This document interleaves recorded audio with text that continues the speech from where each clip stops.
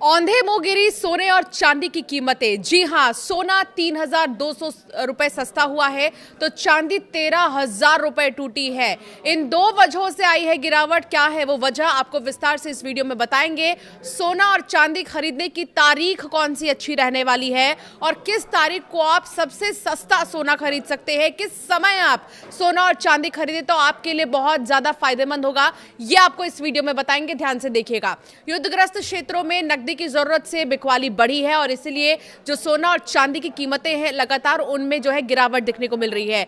बड़े फंडों ने ब्याज दर बढ़ने की आशंका में मुनाफा वसूली की है और यह भी एक बड़ी वजह मानी जा रही है। मिडिल ईस्ट में तनाव के बीच सोना और चांदी की कीमतों में बड़ी गिरावट दर्ज हुई है और बाजार में जोरदार टूट देखने को मिली है। तो वहीं आपको बता दें कि कुछ ताजा आंकड़े सामने आए हैं।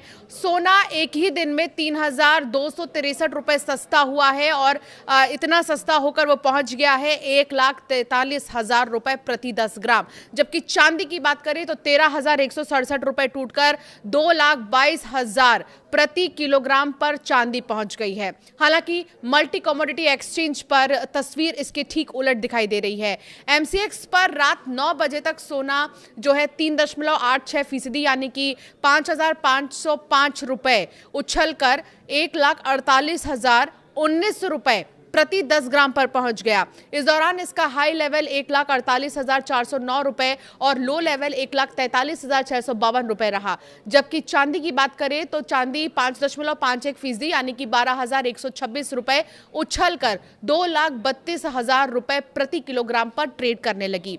इस दौरान इसका हाई लेवल 2,33,000 रुपए और लो लेवल 2,21,209 रुपए रहा है। अब सबसे बड़ा सवाल यह है कि जब मिडिल ईस्ट में वॉर चल रहा है तब सोने और चांदी के दाम गिर क्यों रहे हैं। इसे लेकर कमोडिटी एक्सपर्ट्स का यह मानना है कि युद्ध के बीच गिरावट की मुख्य दो वजह है। पहली वजह क्रैश की जरूरत। युद्ध प्रभावित क्षेत्रों जैसे मिडिल ईस्ट में लोग अनिश्चितता के कारण अपना सोना और प्रॉपर्टी बेचकर कैश इकट्ठा कर रहे हैं ताकि वो आसानी से दूसरी जगह शिफ्ट हो सके।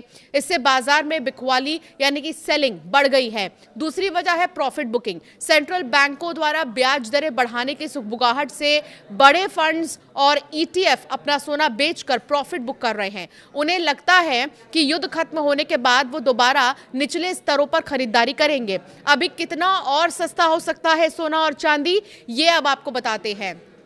तो जो एक्सपर्ट्स हैं उनके मुताबिक सोने ने हाल ही में $4,000 का लेवल तोड़ा था, लेकिन वहां से तुरंत $500 की रिकवरी भी दिखाई दी है। अगर सोना दोबारा 4,000 से $4,200 करेंसी में करीब 1.33 लाख रुपए प्रति 10 ग्राम के लेवल पर आता है तो वो एक्यूमुलेट करने का बहुत अच्छा मौका होगा।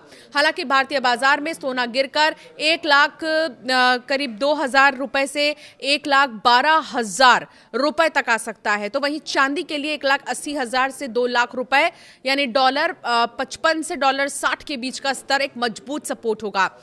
अगर दाम यहां तक आते हैं तो यह भी लॉन्ग टर्म के लिए खरीदारी का एक बेहतरीन मौका साबित होगा।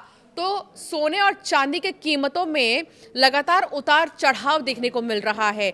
इससे पहले सोने की कीमतें इतनी तेजी से औंधे मुंह गिरना जिसे कहते हैं वैसे गिरी और 1,37,000 सोने का भाव जो है बना रहा, लेकिन अचानक से एक दिन बाद ही सोने की कीमतों में तेजी देखने को मिली तो वो 1,40,000 के पार चला गया। अभी मौजूदा समय में 1,45,000 के अंदर जो है सोना प्रति 10 ग्राम बिक रहा है और चांदी की कीमतों में भी जो है गिरावट देखने को मिली है। लेकिन कुछ कहा नहीं जा सकता है। अभी मौजूदा समय में वॉर लाइक सिचुएशन में चांदी और सोने की कीमतों में लगातार उतार चढ़ाव देखने को मिल रहा है। तो इसीलिए निवेश के लिए या फिर अगर आप सोना खरीदना चाहते हैं या अगर आपके घर में फंक्शन है तो एक बार में सोना या चांदी बिल्कुल भी ना खरीदे, धीरे धीरे करके खरीदे क्योंकि लगातार कीमतों में उतार चढ़ाव देखने को मिल रहे हैं।